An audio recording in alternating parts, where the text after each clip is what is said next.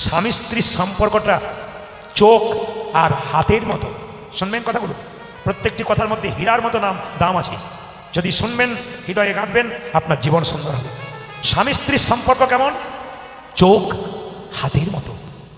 চোখ যদি কাঁদে, হাত তার জল মুছিয়ে যায়। আর হাত যদি ব্যথা পায়, চোখ কাঁদে। দুজন দুজনের মতো, কেউ হাতের মতো, কেউ চোখের মতো। এরকম ভাব যদি সংসারে থাকে, কোন সংসার সুখী না হয়? সব সংসার সুখী। হরিনাম করতে করতে কারো আনন্দ না হয়, যদি প্রেম ভাব না জন্মে, তাহলে আপনার হরিনামে কোনো লাভ হয় না। এই দিয়ে তাকাবেন, হরিনাম শুনলেন, ঘর চলে গেলেন, এটার মানে নয়।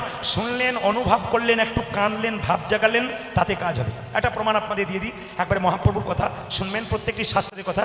মহাপ্রভু প্রত্যেক দিন ভক্তদের নিয়ে গঙ্গায় স্নান করতে যেতেন। একদিন একটা ব্রাহ্মণ ওই মন্দিরের সিঁড়িতে বসে গীতা পাঠ করছে। আপনারা যারা গীতা পাঠ করেন, যে যেখানে বসে আছেন, আমি সবাইকে বলবো আপনারা গীতা পাঠ করবেন। কিন্তু গীতা পাঠ করতে গিয়ে অনেকে আমাকে প্রশ্ন করে, প্রদীপবাবু যদি ভুল হয়ে যায়? আমি আপনাদের বললাম, যদি আপনাদের গীতা পাঠ করতে করতে ভুল হয়ে যায়, কোনো দরকার নেই, হোক, কিন্তু আপনি পড়বেন কেন? ভাবের সঙ্গে পড়বেন। শাস্ত্র বলেছে ভাবগ্রাহী জনার্দন। তার মানে আপনি কেমন ভাব নিয়ে বলছেন, এটাই ব্যাপার। তাকাবেন, যেমন কৃষ্ণ নামটা ইংরেজরা কি বলে? হরে কৃষ্ণা। ওটা কি কৃষ্ণ বটে? তারা হরে কৃষ্ণ বলে আনন্দ পায়, ভাবে বলে, এটা ঠিক আছে। অনেকে দেখবেন কৃষ্ণ বলতে পারে না, হরে কৃষ্ণ হরে কৃষ্ণ, মানে কি হরে কৃষ্ণ হরে কৃষ্ণ। আরে যেই না বলুক হরে কৃষ্ণ হরে কৃষ্ণ হরে কৃষ্ণ, যাই বলুক, ভাবের ওপরে বললেই লাভ আছে। তাকাবেন আমার দিকে, আপনাদের ভিড় আস্তে আস্তে বাড়ছে, আসর পরিপূর্ণ হচ্ছে। তাকাবেন আমার দিকে, যে যেখানে বসে আছেন। যেই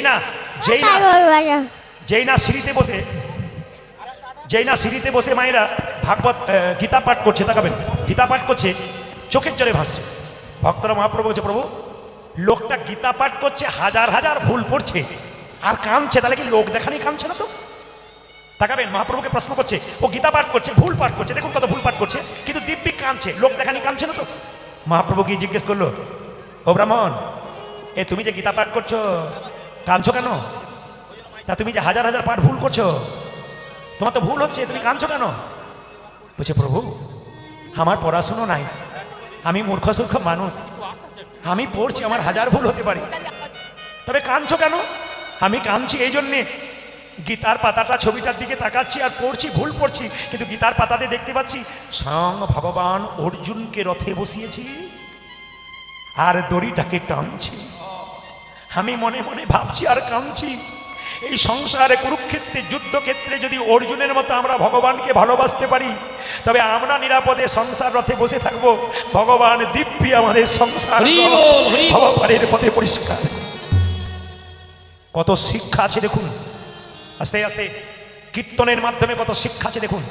মায়েরা, সম্বন্ধবোধ তৈরি করতে হবে কার সঙ্গে? ভগবানের সঙ্গে। একটা একটা করে প্রমাণ দেব। এই যে মশাতে আপনাদের কামড়ায়, এই মশা কতদিন বাঁচে? 22 দিন। শুনবেন আপনারা, মশা কতদিন বাঁচে? 22 দিন। কিন্তু কচ্ছপ কতদিন বাঁচে? 500 বছরেরও বেশি। সম্বন্ধবোধটা প্রমাণ দিচ্ছি। কি সম্বন্ধ? অন্তকালে শরণম মুক্তকালে বরম। যদি কেউ সারা জীবন আমায় স্মরণ করে, ভগবান বললেন আমার কাছে তাকে আসতে হবে না, আমি তার কাছে দেখাবো। অন্তত 5 মিনিট বসে বসে ভগবানকে স্মরণ করুন। সংসারের কাজ তো করছেন, 24 ঘন্টার মধ্যে ঘুমাচ্ছেন, খাচ্ছেন, করছেন, 5 মিনিট, ওই সময় আপনার সন্তানের কথা নয়, সংসারের কথা নয়, শুধু 5 মিনিট ভগবানকে দিন, সম্বন্ধ তৈরি করুন। দেখুন জীবন আপনার কেমন পরিবর্তন হয়ে যায়। আপনার মনুষ্যত্বের বিকাশ, ফোনটা বন্ধ করুন, মনুষ্যত্বের বিকাশ হয়ে যায়। একটু তাকাবেন আমার দিকে, যে যেখানে বসে আছে। কচ্ছপ যখন ডিম পারে, নদীর পারে একটা খালের মধ্যে গর্ত করে ডিমগুলোকে ঢুকিয়ে মাটি ঢাকা দিয়ে দেয়। আর কচ্ছপ মাটা কি করে? অনেক দূরে নদীর কিনারায় খাবার জোগাড় করতে যায়, কিন্তু খাবার জোগাড় করলে কি হবে? মাঝে মাঝে কিন্তু চোখ দুটো মুজে ডিমগুলোকে স্মরণ করে, মানে ডিমের সঙ্গে সম্বন্ধ বোধ তৈরি করে। আশ্চর্য হবেন, গাভীর বাছুর কাছে থাকে, পাখির ডিম ফুটে পাখির বাচ্চা কাছে থাকে, কিন্তু বাচ্চাগুলো জন্ম নেবার পর মা কোথায় নদীর কিনারায় আছে মাকে খুঁজতে হয় না, বাচ্চাগুলো কিন্তু খুঁজে খুঁজে খুঁজে খুঁজে মাকে বের করে নেয়। কেন? মায়ের সঙ্গে ডিমের সম্বন্ধ বোধ তৈরি হয়েছে। রামকৃষ্ণ পরমহংসদেব যে বাড়িতে শুয়ে থাকতো, চৈতন্যের ছবি থাকতো, যেই প্রণাম করতে যেত ঠাকুরকে, ঠাকুর বলতো না যে দীর্ঘজীবী হও, পড়াশোনা করো, কিছু বলতো না, তোর চৈতন্য হোক। আমি আপনাদের বলে যাব ঠাকুরের কথা, আপনাদের চৈতন্য হোক, চেতনা হোক, কিসের প্রতি? ভগবানের প্রতি। আবার দেখুন, আরো শুনলে চমকে যাবেন, লোচন দাস পদকর্তার নাম শুনেছেন আপনারা। মহাপ্রভু যখন বিয়ে করেছিল মা সেকেন্ড, দ্বিতীয় বিয়ে বিষ্ণুপ্রিয়াকে, যখন বাসর ঘরে যাচ্ছে রাত্রিবেলায়, কেউ জানে না, মহাপ্রভু জানে, বিষ্ণুপ্রিয়া জানে। হঠাৎ বাসর ঘরে যেতে গিয়ে যেই না চৌকোটা পার হতে গেছে, মহাপ্রভু পাটা ধাক্কা পেয়েছে, রক্ত বেরিয়ে গেছে, আঙুল ফেটে গেছে। বিষ্ণুপ্রিয়া খুঁজে পাচ্ছে না, কি করবো কি করবো কি করবো, এত রক্ত বেরোচ্ছে, কি করবো কি করবো। বিষ্ণুপ্রিয়া নিজের কাপড়টা টুকরো করে কেটে মহাপ্রভুর আঙুলে বেঁধে দিল। ব্যাপারটা কেউ জানে না মায়েরা, বাড়ির চাকর ঈশান জানে না, সচিমাতা জানে না। জানতে পারলো কে? অনেক দূরে বাস করে লোচন দাস ঠাকুর। তিনি 10 দিন পর কাগজে লিখে মহাপ্রভুকে দিচ্ছে, প্রভু পড়ে দেখো তো। বলে কি? তোমার বিয়ের রাত্রে কি ঘটনা ঘটেছিল? লোচন দাস তুমি জানলে কি করে? বলছে, প্রভু তুমি যত দূরেই থাকো না কেন, আমার মনের রাজ্যের বাইরে তুমি থাকতে পারবে না। কেন? আমি যে ঘরে বসে বসে সবসময় পদ রচনা করতে করতে তোমার কথাই চিন্তা করি, তোমার কখন কি হচ্ছে সব তো আমি দেখতে পাচ্ছি।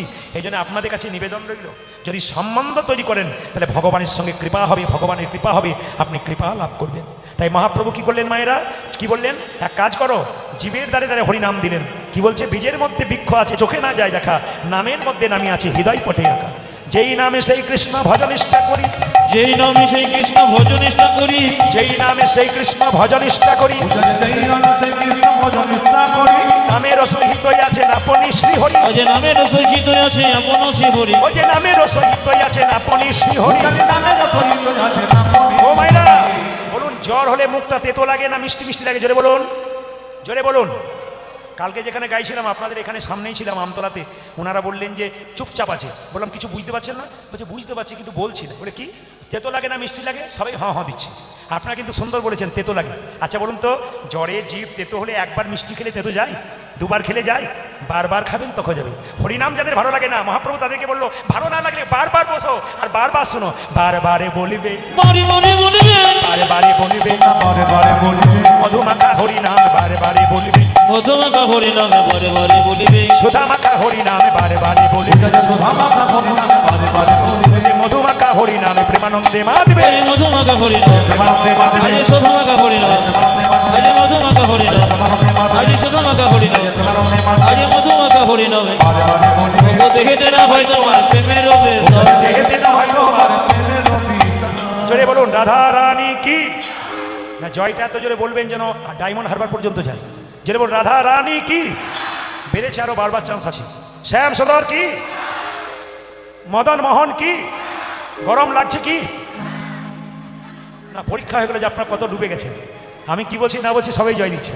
আরেকবার শেষে বলুন তো, রাধা রানী কি, শ্যাম সুন্দর কি, মদন মোহন কি, হরিবাসর কি। আসুন মহাপ্রভুর শেষ কথাটা বলে গোচন্দিকা শেষ করব। চৈতন্য চরিতামৃত নয়, চৈতন্য চরিত গ্রন্থ। একবারে সম্বন্ধবোধ তৈরি করুন ভগবানের নামের সঙ্গে। চৈতন্য চরিত গ্রন্থ শুনবেন। সেখানে কিন্তু জীব গোস্বামী পাদ মহাপ্রভুর ব্যাখ্যা দিচ্ছেন। কি দিচ্ছেন তাকাবেন। মহাপ্রভু জগন্নাথ মন্দিরে জয় জগন্নাথ বলে বিলীন হয়ে গেল, তাহলে বিষ্ণুপ্রিয়ার শেষ দশা কি হল? আস্তে, আপনাদের মনে প্রশ্ন জাগে না? জগন্নাথ মন্দিরে মহাপ্রভু তো জয় জগন্নাথ বলে চলে গেল, বিষ্ণুপ্রিয়ার শেষ দশা কি হলো? মায়েরা, বিষ্ণুপ্রিয়া কিভাবে দেহ রাখলো? তাকাবেন, শুনবেন, চমকে যাবেন। কি চৈতন্য চরিতগ্রন্থে বলল, নিমাই সন্ন্যাস নিয়েছিল 24 বছর বয়সে। বিষ্ণুপ্রিয়ার বয়স কত? 14। বয়সে কত বড় ছোট? 10 বছরে। তাকাবেন, 14 বছরে যে মেয়েটা আপনার বাড়িতে আছে হিসাব করে দেখুন, সেই মেয়েটা ক্লাস 9-এ পড়ে। ঠিক না ভুল? জোরে বলুন। সেই 9-এ পড়া মেয়েটা শিখিয়ে দিল স্বামী ভক্তি কাকে বলে। পৃথিবীর ইতিহাসে বিষ্ণুপ্রিয়ার নাম স্বর্ণাক্ষরে লেখা আছে স্বামী ভক্তির জন্য। তাকাবেন মায়েরা, নিমাই যখন সন্ন্যাস নিল 24 বছর বয়সে, ওই 14 বছরে মেয়েটা কি করলো? নারী যদি নারীর মতো হয়, পুরুষ ওপরে ওঠে। নারী যদি আনারী হয়, পুরুষ নিচে নেমে যায়। নারী ছিল পদ্মাবতী, জয়দেবকে গোবিন্দের চরণ পাইয়ে দিয়েছিল গো। নারী ছিল রামী রজকিনীর মেয়ে, চণ্ডীদাসকে পদকর্তা তৈরি করেছিল গো। রামকৃষ্ণদেবের স্ত্রী সারদা মা যদি না থাকতো, ঠাকুর কি কখনো পরমহংস তৈরি হতে পারত? বিল্লমঙ্গল ব্রাহ্মণের ছেলে পতিতা মেয়ে চিন্তাকে ভালোবাসলো, চিন্তামণির ভালোবাসার জন্যে নারী সঙ্গ করেছিল বলে বিল্লমঙ্গল বৃন্দাবনে কৃষ্ণ পেয়েছিল। আমি আপনাদের কাছে বারবার নিবেদন রাখবো যে যেখানে বসে আছেন, স্বামী স্ত্রীর সম্পর্কটা চোখ আর হাতের মতো। শুনবেন কথাগুলো, প্রত্যেকটি কথার মধ্যে হীরার মতো দাম আছে। যদি শুনবেন, হৃদয়ে গাঁথবেন, আপনার জীবন সুন্দর হবে। স্বামী স্ত্রীর সম্পর্ক কেমন? চোখ হাতের মতো। চোখ যদি কাঁদে, হাত তার জল মুছিয়ে দেয়। আর হাত যদি ব্যথা পায়, চোখ কাঁদে। দুজন দুজনের মতো, কেউ হাতের মতো, কেউ চোখের মতো। এরকম ভাব যদি সংসারে থাকে, কোন সংসার সুখী না হয়? সব সংসার সুখী। সুখের চাবিকাঠি তো আপনার কাছে আছে। আপনি ঝগড়া করবেন, সংসার মানে তো অশান্তি। ঝগড়া করবেন, পালিয়ে যাবেন, কোথায় পালাবেন আর কোথায় নতুন সংসার বাঁধবেন? আপনার জীবন তো বিশৃঙ্খল হয়ে যাবে। যেখানে আছে সেখানেই থাকুন। স্বামীর সঙ্গে ঝগড়া করে বিশৃঙ্খল তৈরি করে সংসারকে নষ্ট করবেন না। যখনই আপনার স্মৃতিতে সিঁদুর পড়ে গেল, যাই হোক না কেন, তবু আপনার পতিদেবতা। প্রমাণ কি? বিষ্ণুপ্রিয়া যেদিন থেকে নিমাই সন্ন্যাস নিল, বিষ্ণুপ্রিয়া সেই দিন থেকে ভোর 4টের সময় ঘুম থেকে উঠে গঙ্গায় স্নান করতে যায়। মাঘ মাসের দিন মায়েরা সকাল 7টা-8টার সময় বিছানাতে ওঠেন, কিন্তু বিষ্ণুপ্রিয়া ভোর 4টের সময় ঘুম থেকে উঠে প্রতিদিন গঙ্গায় স্নান করতে যায়। আমার দিকে তাকান, 14 বছরের মেয়েটা গঙ্গা জলে স্নান করে এরকম করে থরথর থরথর করে কাঁপে, ভিজে কাপড়ে। তাকান, ভিজে কাপড়ে বাড়িতে এসে এরকম করে কাঁপে আর হরে কৃষ্ণ হরে কৃষ্ণ হরে কৃষ্ণ হরে কৃষ্ণ। পাশের বাড়ির মেয়েরা বলে, প্রিয়া তুই যে মরে যাবি রে, 14 বছরের বাচ্চা মেয়ে, বিয়ে না হয় তোর হয়েছে মানলাম, কিন্তু তুই কৃষ্ণ কৃষ্ণ বলছিস, কাপড়টা ছেড়ে দে, ভিজে কাপড়ে কৃষ্ণ কৃষ্ণ বলছিস, মরে যাবি যে। বিষ্ণুপ্রিয়া বলল, দিদি আমার মা আমাকে শিখিয়ে দিয়েছে, আমি যে সহধর্মিনী। তাতে হয়েছে কি? ছোট্ট বিষ্ণুপ্রিয়া বলছে, আমার স্বামী যদি কৃষ্ণ কৃষ্ণ বলে কেঁদে কেঁদে চলে যায়, আর আমি যদি পেছনে পেছনে কৃষ্ণ বলে কাঁদতে না পারি, আমার স্বামীর যে কৃষ্ণ কৃপা হবে। প্রেম কীর্তন কেমন জিনিস দেখুন, আসর স্তব্ধ হয়ে যায় যদি প্রেম দেওয়া যায়। দিদি যে সারা জীবন নিজের জীবনটাকে ভক্তের জন্য দিয়ে দিয়েছে, কৃষ্ণ কৃষ্ণ বলে কাঁদতে কাঁদতে বেরিয়ে গেছে, আমি তার স্ত্রী হয়ে যদি কৃষ্ণ বলে কাঁদি না কাঁদি, আমার স্বামীর যে কৃষ্ণ কৃপা হবে। তুই কিছু খাবি না? ত্যাগ ছাড়া গোবিন্দ পাওয়া যায়। ভোগে গোবিন্দ মেলে না, ত্যাগে মেলে। পৃথিবীতে যত বড় বড় মহাপুরুষ আছে, বড় হয়েছে, সব ত্যাগের মাধ্যমে হয়েছে, ভোগের মাধ্যমে হয় নাই কেউ।